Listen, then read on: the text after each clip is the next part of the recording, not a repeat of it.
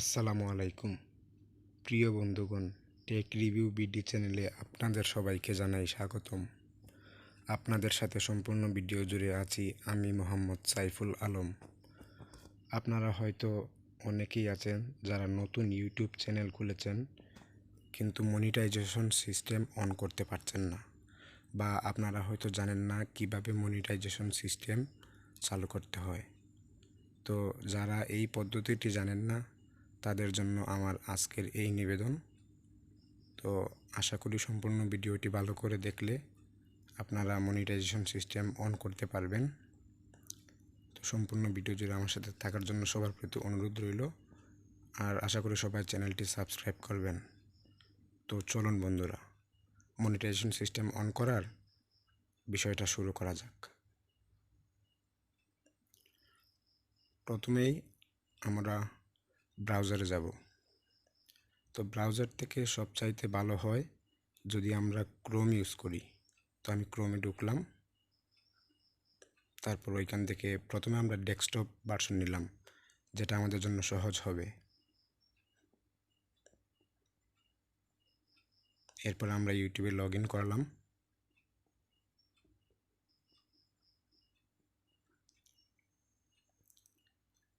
Log in করার পরে আমরা আমাদের চ্যানেলে যাচ্ছি।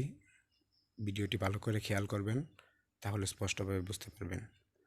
আমি আমার চ্যানেলে চাপ দেওয়ার পরে ইউর চ্যানেল অপশনে চাপ দিলাম। তারপরে দেখুন এখানে কাস্টমাইজ চ্যানেল, ইউটিউব স্টুডিও, তারপর আমার চ্যানেলের বিভিন্ন দিক দেয়া আছে। তো আমি এইখান থেকে ইউটিউব স্টুডিওতে ঢুকলাম।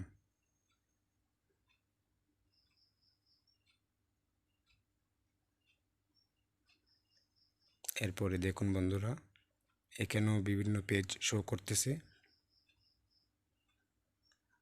তো আমরা এর মধ্যে সবচেয়ে নিচের যে অপশনটা আছে মনিটাইজেশন সিস্টেম, এইটাতে চাপ দিলাম। দেওয়ার পরে এই সিস্টেমটা এখানে সামনে আসবে, you are not eligible for monetization. আর নিচে খেয়াল করুন এইখানে লেখা আছে আপডেট লোকেশন। তো আমরা লোকেশন চেঞ্জ করতে আপডেট লোকেশনে প্রেস করলাম।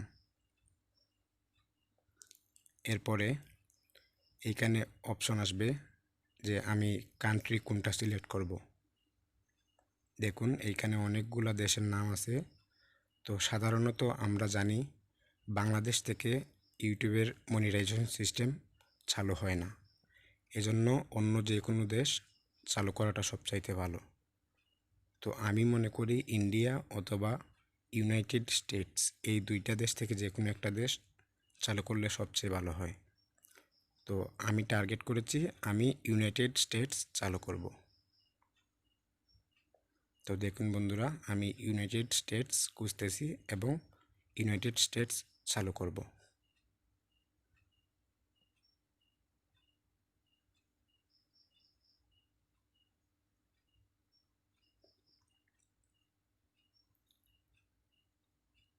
হ্যাঁ, আমরা পেয়ে গেছি ইউনাইটেড স্টেটস। হ্যাঁ, অন করলাম।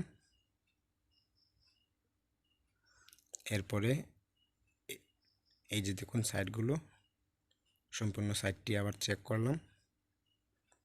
অতঃপর আমরা সেভে ক্লিক করলাম। সেভে ক্লিক করার পরে এই যে দেখুন আমাদের সিস্টেম কিন্তু চালু হয়ে গেল।